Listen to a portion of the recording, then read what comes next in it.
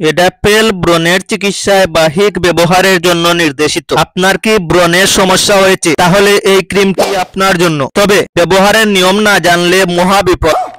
আপনার ত্বকের 12টা বেজে যাবে। ব্যবহারের আগে কিছু সতর্কতা অবলম্বন করতে হবে।